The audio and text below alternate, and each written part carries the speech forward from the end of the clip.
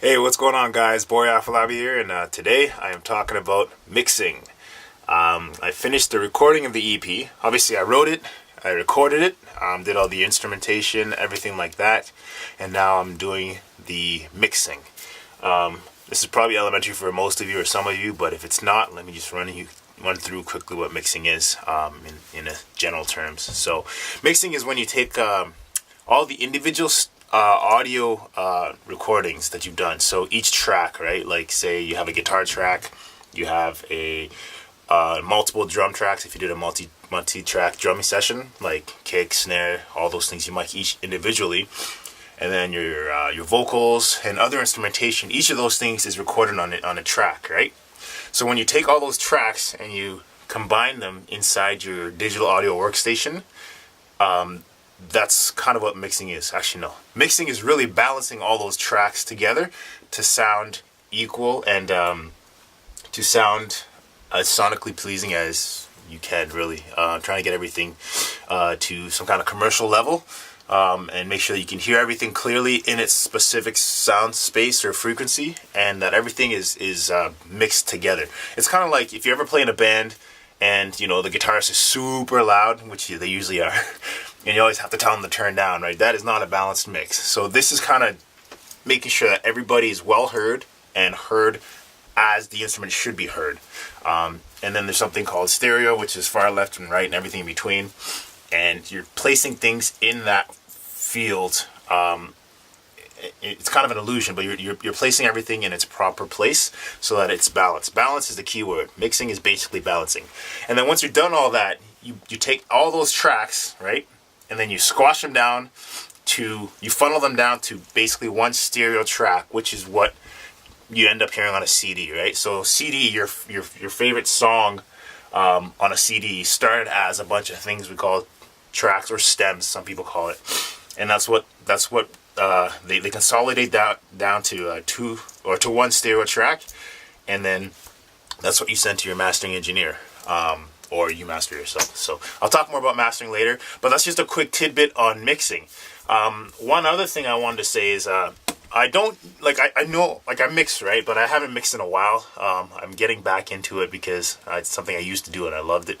I just took some time off to write music and focus on another area of my craft. So I've been using this EP as kind of a gateway to get back into that practice. And I'll tell you, it's been really exciting. I've learned a lot about myself, and I'm really amazed at, I guess, how I didn't think I was that great at it, and I'm not, but I definitely feel like over the years, just from listening to a lot of music and working in a DAW, you tend to get things better, I guess. So I'm very pleased with what I've come up with. It's by far certainly not a world-class mix by any stretch or means there, but it's certainly something that will suit the purpose, and I'm very happy with it, and I'm kind of proud of the work I've been able to accomplish over the last little while. So but something I just want to share quickly, now that the mix is done I've only finished one song so far, but now that the mix is done for that song, something I usually do and I would recommend is, if you're mixing by yourself, is to listen on various listening systems. So in this case, I've got some headphones here, right? Just some basic headphones, something cheap that the average person might have, your consumer, which is your end, the end user. You want to listen on what they would be listening to, and listen for balance, listen for clarity, listen for punch. Make sure everything is there and nothing is sticking out. Another common device that people listen on is obviously their phones. So listen on your phone. Can you hear the bass? Can you hear the kick, the snare, the toms, the vocals, the drums, everything? Like, can you hear everything clearly and balanced? Is there anything overpowering or clear, or what's it called? Muffling or anything like that? And the other reason you want to listen on a phone is because most phones are mono, although you never know today, some are stereo, but most phones are just one single speaker and one source. And if you can hear everything clearly on a mono source, then that means you probably did a decent job or a good mix, because mono is a real test.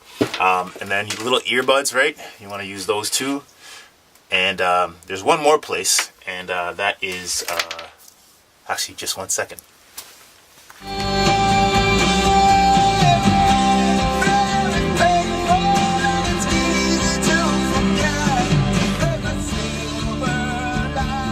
Hey, what's up, guys? Like I said, one more place, and that is the vehicle. it's a really great test as well. A lot of people listen to music in their vehicles, obviously. You know, you're driving home from work or whatever and traffic is bad. You turn on some music and, you know, wind down, right? So this is a great test. I love it. It's like one of my biggest motivations after finishing a mix or something, or even just a quick mix down or writing a song, is to get in the vehicle and just drive around and listen to it.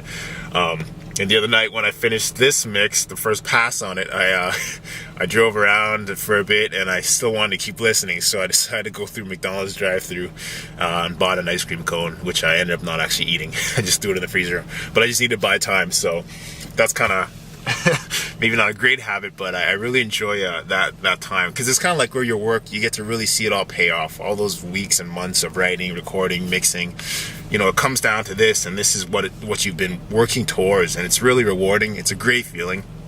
So I just want to encourage anybody out there who thinks they can't do this, or who has a feeling like, you know, this is really overwhelming or it's too big of a scope. You know, just take it one piece at a time. Write a good song. Make sure it's the best song you can write, you know, and it has everything that I talked about in the other videos there.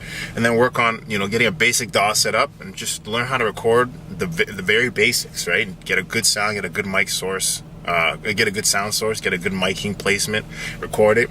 You know, there's tons of tutorials on how to mix. I won't even get into that. There's so much information out there, and just learn how to mix on very, very simple, you know, simple levels. Start small, work your way to, you know, the completion of a song, and it starts, you know, with one thing. Once you do it once, you can do it again, and you can do it again, and each time you can refine the process, and the next thing you know, you're the next biggest you know, guy out there doing it.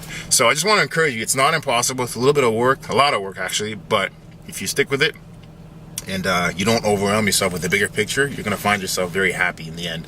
So that's pretty much it. There's one or two more of these videos that I'm gonna do. The next one will be probably on mastering or something like that, and then I will be very, very excited to show you guys the final product as a whole there. So that's pretty much it. Thanks a lot, guys, for your support, and I will see you in the next video. Take care.